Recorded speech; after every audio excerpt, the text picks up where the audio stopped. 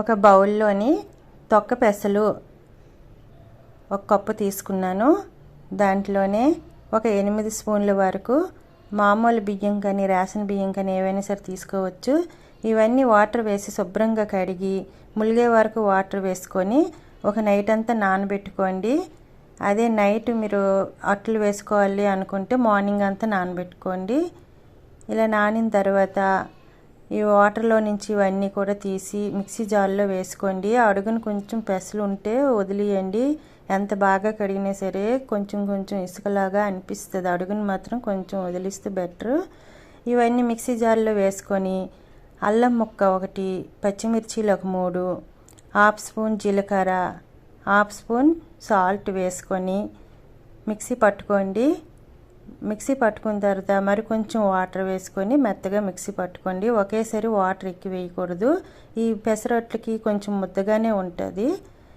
ఇప్పుడు కొంచెం వాటర్ వేసుకొని లూజ్ చేసుకొని పాన్ పెట్టి పాన్ వేడయిన తర్వాత వాటర్ జల్లుకున్నాను. చూసారు కదా, పాన్ పైన తెల్లగా ఉంది, అదంతా వాటర్ అనమాట. ఇప్పుడు దీనిపైన పెసరట్టు వేసుకోవాలి. ఇలాగా పల్చగా వేసుకొని ఆనియన్స్, పచ్చిమిర్చి వేసుకోవాలి.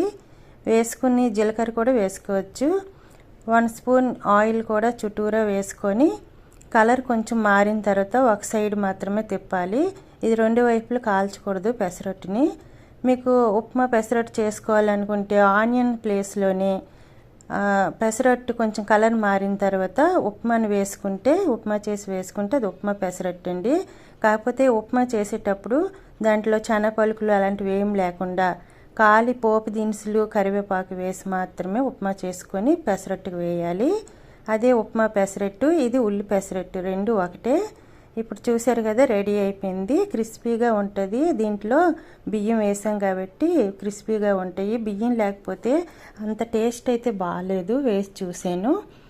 దీని కాంబినేషన్ ఏంటంటే అల్లం పచ్చడి, 1 కప్పు అల్లం ముక్కలు, హాఫ్ కప్పు వెల్లుల్లి రెబ్బలు, బెల్లం ఒక 3 స్పూన్లు కంపల్సరీగా వేయాలండి. పంచదార మాత్రం వేయకూడదు.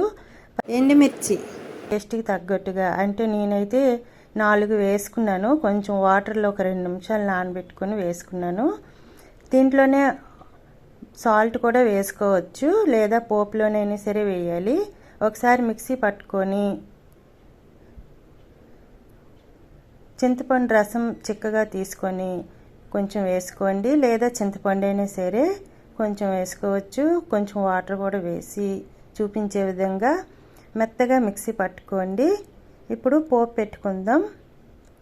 బాండ్లీలోని 2 స్పూన్ల ఆయిల్ వేసుకొని పోపు దినుసులు,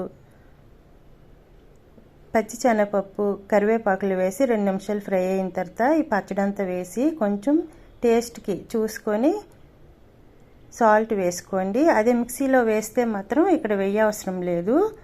ఇప్పుడు అంతా కలిపి లో ఫ్లేమ్లో ఒక 5 నిమిషాలు ఉడికించుకుంటే రెడీ అయిపోద్దండి. మూతేం పెట్టుకోవసరం లేదు. ఇది ఎక్కువ పచ్చడి చేసుకొని స్టోర్ కూడా చేసుకోవచ్చు. ఒక వారం రోజుల వరకు నిల్వ ఉంటుంది. ఒక 5 నిమిషాలు అలా కుక్ అయిన తర్వాత స్టవ్ ఆఫ్ చేసుకోండి. ఆయిల్ అంతా పైకి వచ్చింది కదా, చాలా టేస్ట్గా బాగుంటుంది. ఇది అన్ని చట్నీలాగా ఎక్కువ చట్నీలు వేసుకొని తినడం అలాంటివి చేయకూడదండి. చట్నీ కొంచెం డిప్ చేసుకొని తినాలి. చట్నీని కొంచెం ఏవైనా తినేటప్పుడు ఇడ్లీ, దోశలు ఏవి తిన్నా సరే, పెసరట్లు ఏవైనా సరే డిప్ చేసుకొని తినాలి. కొంచెం ఘాటుగా ఉంటుంది. పెసరట్టుతో అల్లం చట్నీతో పాటు కొబ్బరి చట్నీ కూడా బాగానే ఉంటుంది. ట్రై చేయండి.